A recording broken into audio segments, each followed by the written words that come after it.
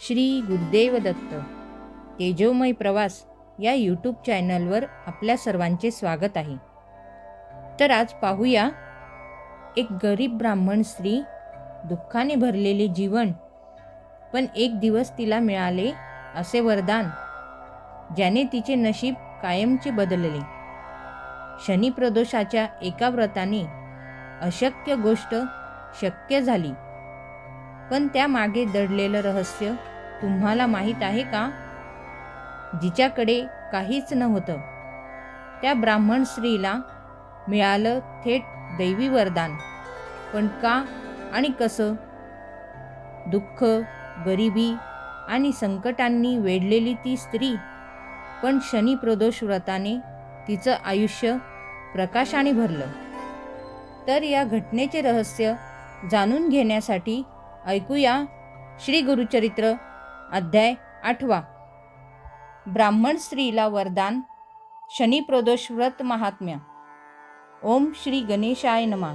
श्री सरस्वत्यै नमः. श्री गुरुभ्यो नमः. श्री कुलदेवताय नमः. नामधारक सिद्धांना म्हणाला, आपण मला गोकर्ण महात्म्य सांगितले. श्री गुरु श्रीपाद तेथे किती दिवस राहिले, त्यानंतर काय झाले ते ऐकण्याची मला फार इच्छा आहे. त्याविषयी मला सविस्तर सांगा. श्री गुरुचरित्र ऐकताना मला अतिशय आनंद होत आहे. नामधारकाने अशी विनंती केली असता आनंदित झालेले सिद्ध म्हणाले, आता तू लक्षपूर्वक ऐक. श्री गुरु श्रीपाद यती गोकर्ण क्षेत्री 3 वर्षे गुप्तपणे राहिले. त्यानंतर ते श्री शैल पर्वतावर गेले. लोकांना अनुग्रह करण्यासाठी तेथे ते 4 महिने राहिले. त्यानंतर ते कृष्णा गोदा नद्यांच्या संगमावर असलेल्या कुरवपुरास गेले. कुरवपूर हे महाक्षेत्र आहे. त्याचे महात्म्य फारच मोठे आहे. जे लोक तेथे राहून उपासना करतात त्यांना सर्व प्रकारची सुखे प्राप्त होतात. त्यांचे मनोरथ सिद्धीला जातात. श्रीपाद यती तेथे राहत असताना असंख्य लोक त्यांच्या दर्शनासाठी येऊ लागले. तेथे श्रीपादांनी अनेक लीला करून असंख्य लोकांची संकटे दूर केली. त्या सर्वच लीला सांगू लागलो तर कथा विस्तार फार होईल, पण त्यातील काही महत्त्वाच्या लीला सांगतो. एकाग्र चित्ताने ऐक. त्या कुरवपूर क्षेत्रात वेदशास्त्र संपन्न असा एक ब्राह्मण राहत होता. त्याच्या पत्नीचे नाव अंबिका. ही स्त्री अत्यंत सात्विक, धर्मपरायण होती. परंतु तिच्या संसारात एक मोठे दुःख होते. तिला पुत्र होत होते, पण ते जगत नव्हते. तिने अनेक तीर्थयात्रा केल्या, व्रतवैकल्य केले, पण त्याचा काही उपयोग झाला नाही. पुढे अनेक वर्षांच्या उपासनेने तिला एक पुत्र झाला, परंतु दुर्दैवाने तो मंदबुद्धीचा झाला. त्याला कशातही गती नव्हती. त्याची मुंज करण्यात आली, पण त्याचा काहीही उपयोग झाला नाही. त्या ब्राह्मणाने त्या मुलाला अनेक प्रकारे शिकविण्याचा प्रयत्न केला. त्याला शिक्षा केली, पण त्याला काहीच विद्या जमत नव्हती. वडिलांना मोठी चिंता वाटू लागली. त्याने अनेक नवसायास केले, पण त्याचा काहीही फायदा झाला नाही. वडील त्याला शिक्षा करू लागले की आईला फार वाईट वाटत असे. ती त्यांना म्हणे, तुम्ही त्याला विनाकारण मारू नका. तो मंदबुद्धीचा आहे. त्याला तो काय करणार? आपले हे पूर्वकर्म आहे, दुसरे काय? निदान आपला पुत्र जिवंत आहे यातच समाधान माना. काही दिवसांनी तो ब्राह्मण मरण पावला. त्या कुटुंबावर दुःखाची कुऱ्हाडच कोसळली. पोट भरण्याची भ्रांती निर्माण झाली. भीक मागून जगण्याची वेळ आली. भीक मागताना लाज कशी वाटत नाही? त्यापेक्षा गंगेत जीव का देत नाहीस? ही जननिंदा ऐकून त्या मातापुत्रांना अत्यंत दुःख होत असे. तो मुलगा आईला म्हणाला, मला ही जननिंदा सहन होत नाही. त्यापेक्षा जीव दिलेला बरा. त्याच्या आईलाही जीवन नकोसे झाले. मग ती आपल्या मुलाला बरोबर घेऊन खरोखरच जीव देण्यासाठी गंगेच्या काठावर गेली. त्या दोघांनी गंगेच्या पाण्यात प्रवेश केला. त्यावेळी श्रीपाद येती तेथे स्नान करीत होते. त्यांना पाहून त्या दोघांनी पाण्यातच त्यांना वंदन केले. त्या मुलाची आई म्हणाली, या गंगेत प्राणत्याग करावा अशी आमची इच्छा आहे. आत्महत्या करणे महापाप असल्याने आम्हाला सद्गती मिळावी असा आपण आशीर्वाद द्यावा. तुम्ही आत्महत्या का करीत आहात असे श्रीपादांनी विचारले असता तिने सर्व हकीकत सांगितली.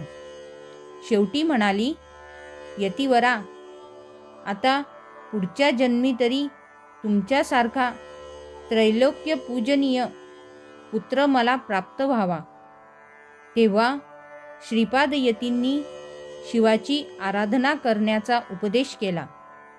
ते म्हणाले, पूर्वी एकदा एका गवळणीने शिवव्रताचे आचरण केले. त्यामुळे त्यांच्या कुळात श्रीकृष्णाचा अवतार झाला. असे सांगून त्यांनी तिला शनिप्रदोषाचे व्रत करण्यास सांगितले. मग त्यांनी उज्जैनी नगरातील एक प्राचीन कथा सांगितली. श्रीपाद यती म्हणाले, ही कथा आहे उज्जैनी नगरातील. एकदा त्या नगरात एक मोठी अद्भुत कथा घडली. त्या नगरात इंद्रसेन नावाचा एक धर्मशील राजा होता. मणिभद्र नावाचा त्याचा मित्र होता. तो भगवान शंकरांची उपासना करीत असे. त्याच्या भक्तीने प्रसन्न झालेल्या शंकरांनी त्याला एक अद्भुत तेजस्वी मणी दिला. त्या मण्याच्या स्पर्शाने लोखंडाचे सोने होत असे. इतकेच नव्हे तर पाषाणाचेही सोने होत असे. तो मणी म्हणजे चिंतामणीच होता. जे चिंतावे ते त्या मण्याच्या प्रभावाने प्राप्त होत असे. असा तो मणी मणिभद्र गळ्यात धारण करीत असे. इंद्रसेन आणि मणिभद्र मित्र असल्यामुळे इंद्रसेनही तो मणी गळ्यात धारण करीत असे. तो अद्भुत मणी आपल्याला मिळावा असे अनेकांना वाटत असे. अनेक राजांनी तो मणी विकत मागितला, पण इंद्रसेनाने त्याला साफ नकार दिला. त्याने तो मणी अगदी गुप्त ठिकाणी सुरक्षित ठेवला होता. इंद्रसेन तो मणी बऱ्या बोलाने देत नाही हे पाहून इतर राजे लोकांनी युद्ध करून तो मणी हिरावून घेण्याची धमकी दिली. पण इंद्रसेनाने त्या धमकीला जुमानले नाही. मग इतर राजांनी सैन्यासह उज्जैनीवर स्वारी केली व नगराला वेढा घातला. त्या दिवशी शनिवार त्रयोदशी होती.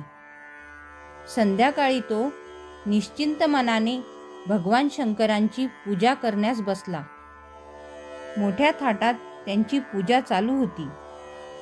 राजा इंद्रसेन महाबळेश्वर शिवलिंगाची अगदी शांत चित्ताने पूजा करीत होता.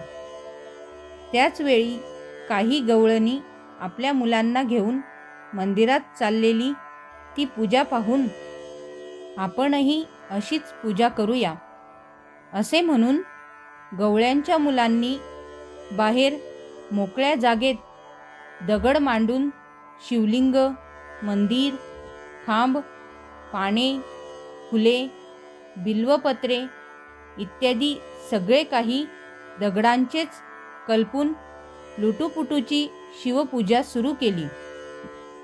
काही वेळाने गवळणी परत गेल्या.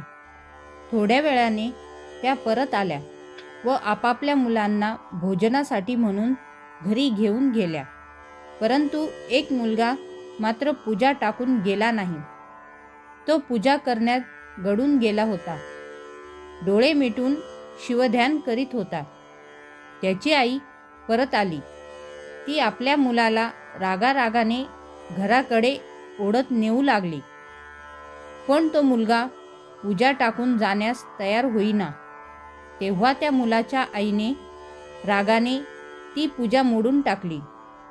त्यामुळे तो मुलगा रडू लागला, गडबड लोळू लागला.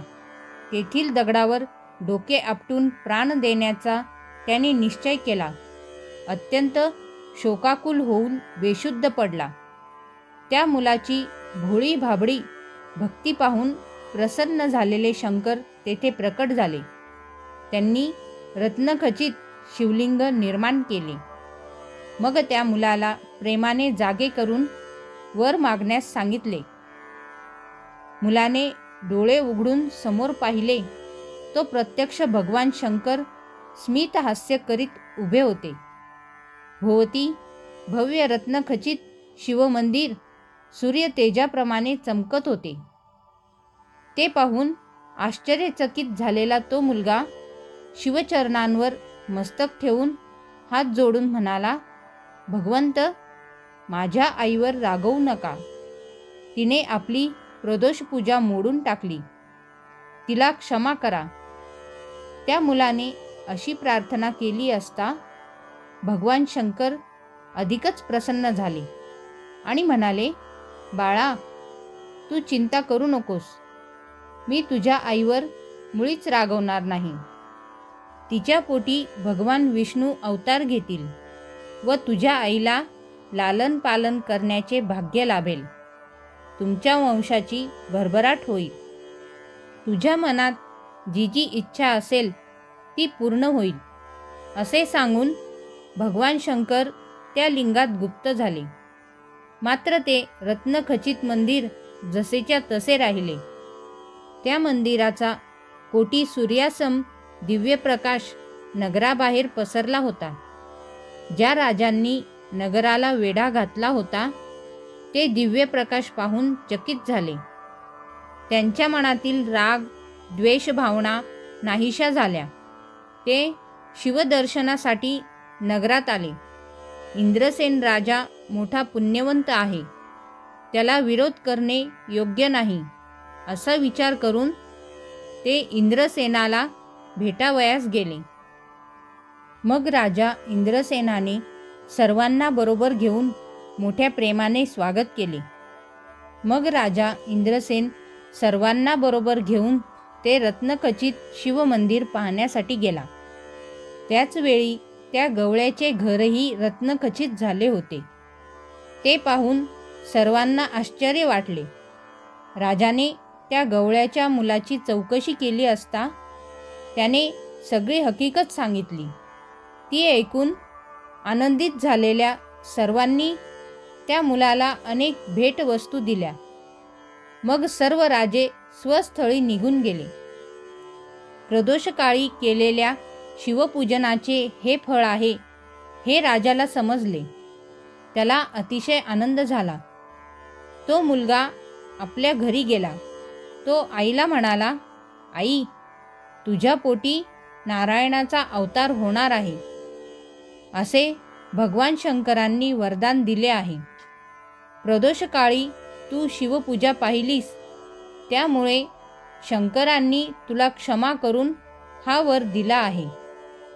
ही कथा सांगून श्रीपाद त्या ब्राह्मण स्त्रीला म्हणाले, तू सुद्धा प्रदोष पूजा कर.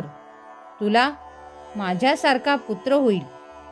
तू कसलीही चिंता करू नकोस. मनात शंकाही बाळगू नकोस. असे बोलून श्रीपादांनी त्या स्त्रीला अनेक आशीर्वाद दिले. मग त्यांनी त्या स्त्रीच्या मतिमंद मुलाला जवळ बोलावून त्याच्या मस्तकावर वरदहस्त ठेवला. त्याच क्षणी त्याच्या ठिकाणी सर्व ज्ञान प्रकट झाले.